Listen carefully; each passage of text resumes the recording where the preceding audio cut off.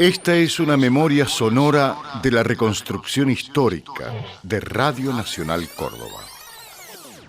Bueno, mi nombre es Adriana Marcela Sosa, soy hija de Juan Carlos Sosa, hermana de Enrique Gustavo Sosa, alias Quique, que eran empleados de la radio.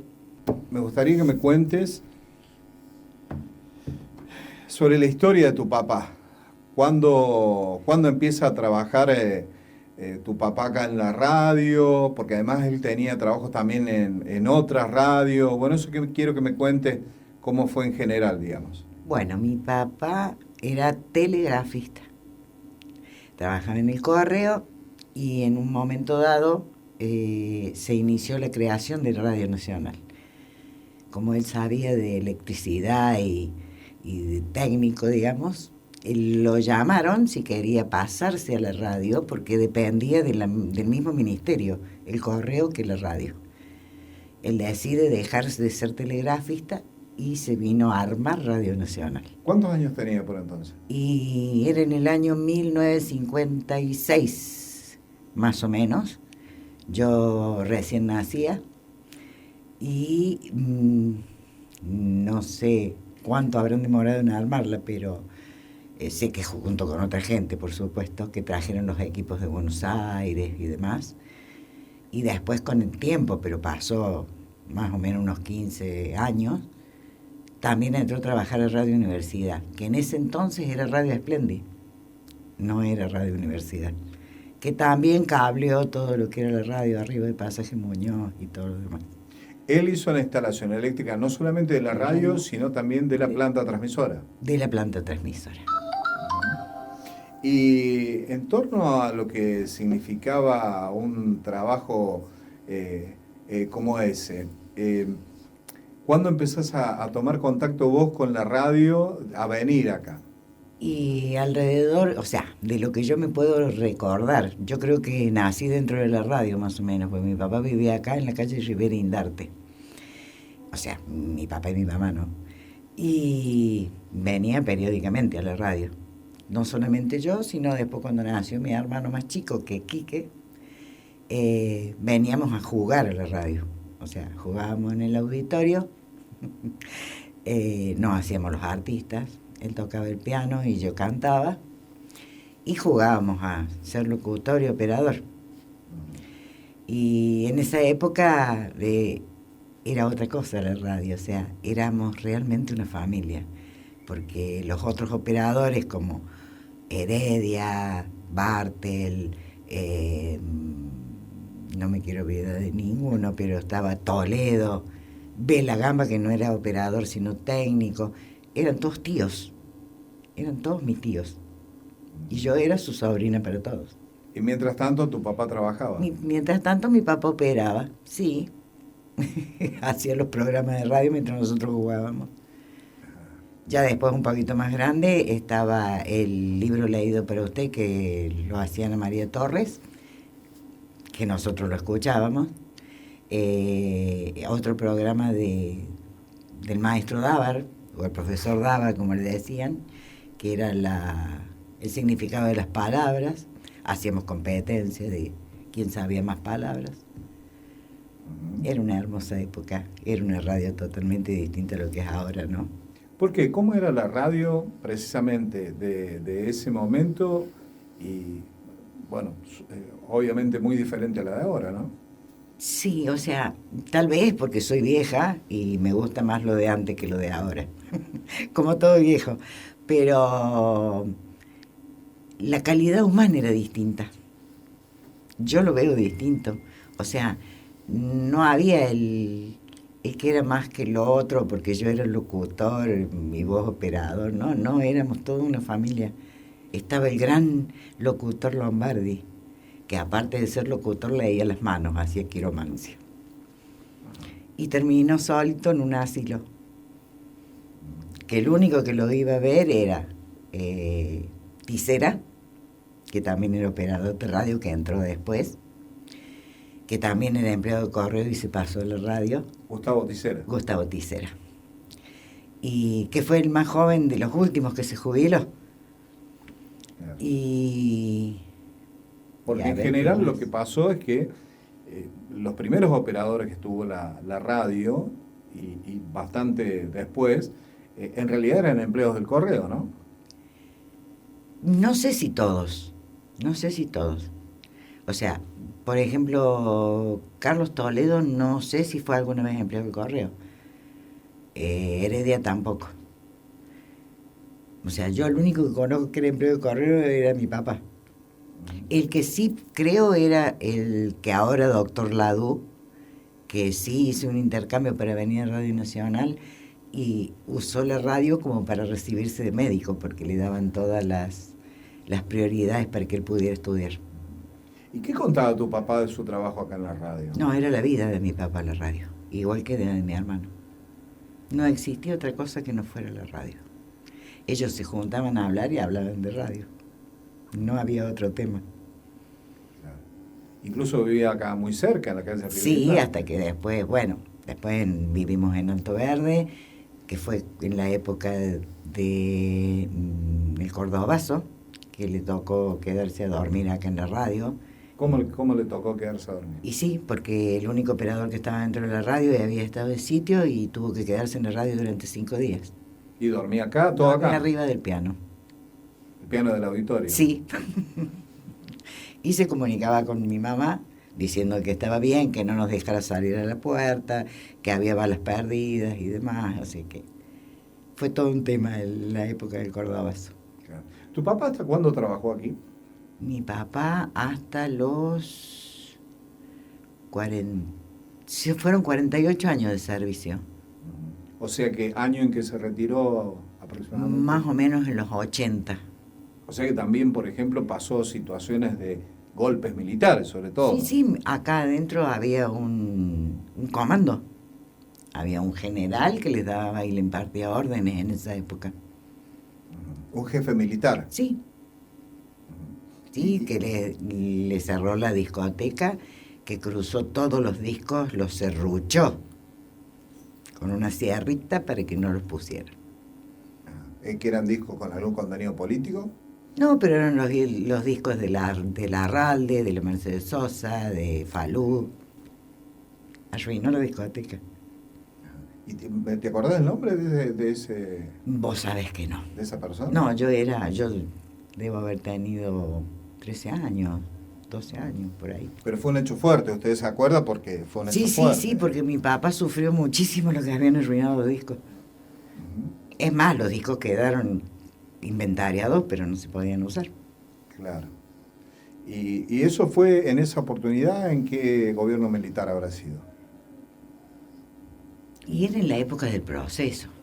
76. 76, sí. Años 76. Sí, por ahí. Porque también hubo otros antes, ¿no? Otros golpes militares. Sí, pero como yo era más chica y no entendía mucho de política ni de golpes militares, lo único que sabía que no me dejaban salir a la puerta. Pero en esta otra, en la época del proceso, sí, yo ya tenía 18 años, o sea, sabía bien lo que estaba pasando. Claro. Porque tu papá, vos mencionás el hecho ese de discoteca, porque él también pasó por discoteca, pasó por varios puestos acá. Sí, sí, sí, sí. Sí, en la última parte mi papá quedó en la discoteca, porque le dieron tareas más tranquilas. Claro, más liviana. Sí. ¿Y tu hermano también? ¿En qué época empezó a trabajar acá? Mi hermano entró a trabajar a la radio a los 17 años. Tuvo y a los, 17 y 5, sí, más o menos los 22 años, él se fue a España por 3 años y cuando regresó lo volvieron a tomar nuevamente. Trabajó hasta prácticamente su jubilación acá. Sí, hasta que se enfermó, o sea, mi hermano tenía el síndrome del cerebro quemado por trabajar de noche toda su vida. Claro. Y otro hermano más también, Tony, que trabajó acá, ¿no? Sí, Tony trabajó acá. Trabajó un par de años y ahora trabaja actualmente en Radio Universidad. Claro. A él lo despidieron en la época de Menem, En la época de Menem. con la reforma del Estado. Sí. Sí, pero fue una lista. Una lista que pasó alguien de la radio, que dijeron este y ese. Y ¿Qué te acordás de hechos curiosos? Vos algunos me comentabas cuando íbamos subiendo la escalera, que hayan ocurrido con tu papá, con tu hermano o con tus hermanos acá. Curiosos. Y bueno, cuando éramos chicos tuvieron que serruchar la escalera porque mi hermano metió la cabeza entre los dos hierros de la baranda de la escalera, y no hubo forma de hacerla que saliera por donde entró. Entonces tuvieron que venir con una sierra y cortarla para poder sacar la cabeza de mi hermano. ¿Eran niños? Sí, debe haber tenido 5 años, 6. Bueno, otras anécdotas. Nosotros nos divertíamos muchísimo viniendo a la radio, era un juego para nosotros. Claro, incluso ustedes deben haber sido testigos de todos los hechos que pasaron durante todos esos años. Por ejemplo, la inundación del subsuelo del auditorio. Sí, ¿Te acordás? Lo que me acuerdo es que veníamos y porque abajo había otro auditorio que era tan grande como este. Era hermoso, pero no se usaba porque estaba muy lleno de humedad. Y en un momento llevaron la sala de operadores abajo. En esa época venía Daniel Toro, que era cuando Daniel Toro no lo conocía nadie, a grabar los demos acá abajo, que venía con un guitarrista que le decían La Rata, nunca supe el nombre. Y como no tenían plata para comprar la púa para la guitarra, mi papá se sacaba las ballenitas de la camisa y con eso tocaban la guitarra. Claro, y era con este auditorio que aunque no se usaba, era totalmente diferente con las orquestas, el uso del auditorio, ¿no? Sí, tenía una acústica, no era como está ahora, ¿no? O sea, a nosotros siempre de chicos nos llamó la atención los globos que hay en la pared, los que están, que es justamente para la acústica, porque en esa época estaban pintados de colores. O sea, eran amarillos, rositas, celeste, verde agua. No era como eran ahora. Y he venido a ver varias obras al auditorio cuando era chica. Está bien.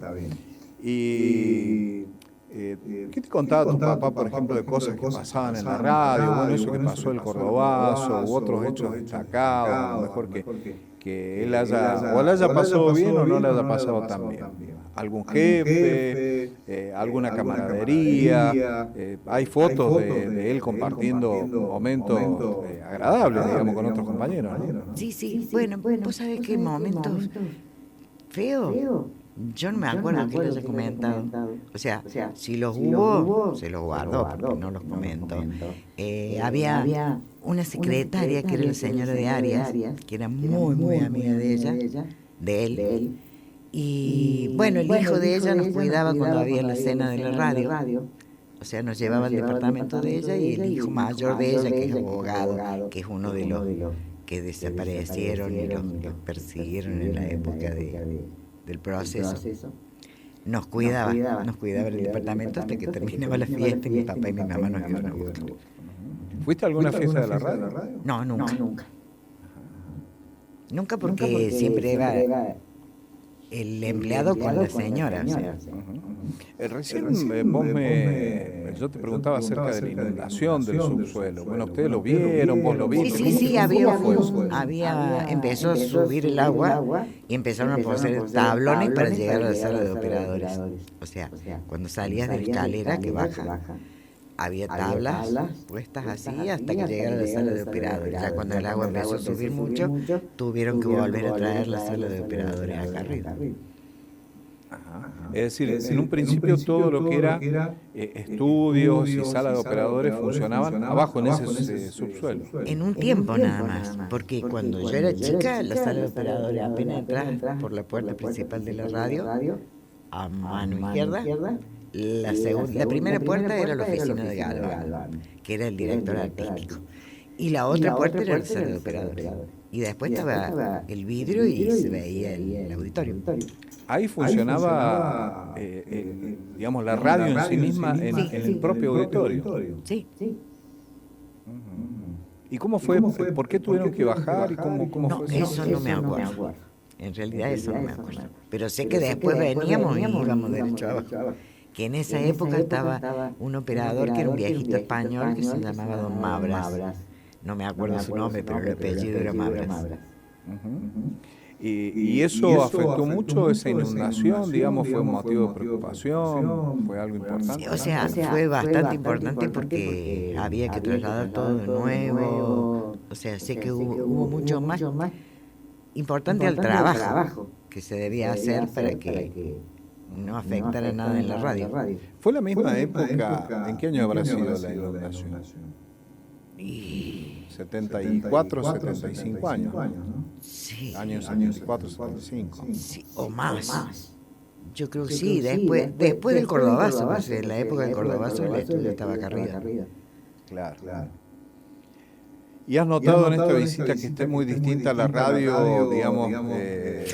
La entrada está igual. Lo que sí, la cúpula que se cayó perforó mi corazón, porque Radio Nacional era esa cúpula. La cúpula del auditorio. Del auditorio. Sí, que se vino abajo. Claro. Sí, la cubierta. Sí, creo que esa cúpula la había hecho diseñada por un arquitecto también español. Sí, que en realidad fue una pérdida, porque era muy bonita. Claro. Tu hermano también contaba de aquellas épocas del proceso militar que incluso lo buscaban en la casa para que fuera a hacer transmisiones desde el tercer cuerpo, de ejército. Sí, es más, mi hermano saliendo en la hora del café, que todo el mundo tenía una hora de café en el trabajo. Él salió de trabajar a la hora del café y cruzando la Plaza San Martín no se dio cuenta que estaban subiendo la bandera y los militares lo metieron preso. Y en la radio nadie sabía por qué él no volvía a su lugar de trabajo. Se movió cielo y tierra porque no lo habían registrado, estaba en la primera, en el Cabildo. ¿Él ya era empleado de la radio? Ya era empleado de la radio. Y el director de la radio, mi viejo, bueno, pusieron en funcionamiento todas las cosas hasta que dijeron que estaba ahí. O sea, tuvo casi 24 horas detenido, pero no registrado. Año 76, habrá sido. 76. ¿Y vos te acordás de los camiones militares que iban a buscarlo para llevarlo a las transmisiones y eso? En realidad no. En realidad era no. algo que él contaba, ¿no? Sí. Sí sé que es así, pero no lo tengo registrado. Claro. Incluso creo que él y tu papá tuvieron participación en las transmisiones con el Mundial 78, ¿no? Sí. Es más, mi viejo fue a Buenos Aires. O sea, hacer todo un curso, porque era la televisión en colores para ATC en el Mundial 78. Claro. Sí, yo creo que todavía conservo el carnet que le dieron. Y sí, otra cosa así. Que yo sí, bueno, después sí participé de un ágape que le hicieron en la radio para los 50 años de servicio. A él y a Carlos Toledo, que cumplían más o menos en la misma época, los 50 años, que hubo como un homenaje acá en el auditorio. ¿Y qué pasó con tu papá cuando se fue de la radio? Cuando no vino más. ¿Él lo sintió mucho? ¿Cómo se sintió? Lo sufrió mucho, pero porque quedó en el olvido. Nadie más se acuerda de él. Pero creo que le pasa a todo el que se va de un trabajo y sus compañeros también. O sea, fue una camada de gente que más o menos se jubiló todo en la misma época. Por ejemplo, estaba Falco, que era un administrativo, que no era abogado, pero como si lo fuera, que defendía a todos sus compañeros. Y él se enfermó de Alzheimer, mi papá lo llamaba todos los días, pero no sabía quién era mi papá. Entonces, todas esas cosas le fueron haciéndose sentir muy mal. Por eso, la única conexión que tenía con la radio era mi hermano y estaba todo el día. Mi hermano vivía al lado de la casa de mi papá. Entonces, se juntaban a hablar de radio, lo que pasaba en la radio, cuál era el director nuevo, quién venía, quién se iba. ¿Y por qué fue que Quique y Tony, tus hermanos, optaron por la radio? En tu caso, Creo que hay otro hermano más, ¿no? No, en ese Sí, el más grande no trabajó en la radio, pero sí en Canal 10. En Canal 10. Sí. ¿Y en tu caso? No, en mi caso era como que no, o sea, muchos de los amigos de mi papá querían que yo fuera locutora. Es más, en Radio Universidad, José González quería darme un curso de locución para que hiciera un programa, pero no es lo mío. Ajá. No es lo mío. ¿Y a qué te dedicaste? Me dediqué a criar hijos, que no es una tarea muy ardua, te digo. Por supuesto. Pero uno de mis hijos salió operador de radio. Claro, que actualmente trabaja en Radio En Radio Universidad. Universidad, sí. Bueno, Y lo que me olvidaba de decirte, las transmisiones de Cosquín. Mi papá hizo la primera transmisión de Cosquín para Radio Nacional, junto con Camino. Era el señor que hacía el programa de radio, que era de folclore. Y nosotros íbamos en un Fiat 600 a Cosquín, con mi viejo. Y todo el estudio de la radio, digamos, para hacer la transmisión, era debajo del escenario de Cosquín. ¿Y eso lo armaba tu papá? Lo armaba mi viejo. Después de todos esos años, esta radio ha significado algo importante para vos, imagino, ¿no? Sí, claro. Sí, era importante para los míos. O sea que para mí también. Yo entraba a la radio cuando entraba en mi casa. Hasta que un día mi papá no vino más y me pararon en la puerta y no me dejaron entrar. Yo no vine más. Hace 17 años que no entraba a la radio. Bueno, muy bien. Era la intención de charlar de estas cosas, de Me parece recordar. fantástico porque sé que de donde están, me están viendo. Y sé que por algo estoy acá. Claro, muy bien. Bueno, agradecerte por la entrevista. No, al contrario, agradecerte a vos que te hayas acordado de los míos. Muy bien, gracias. No, al contrario.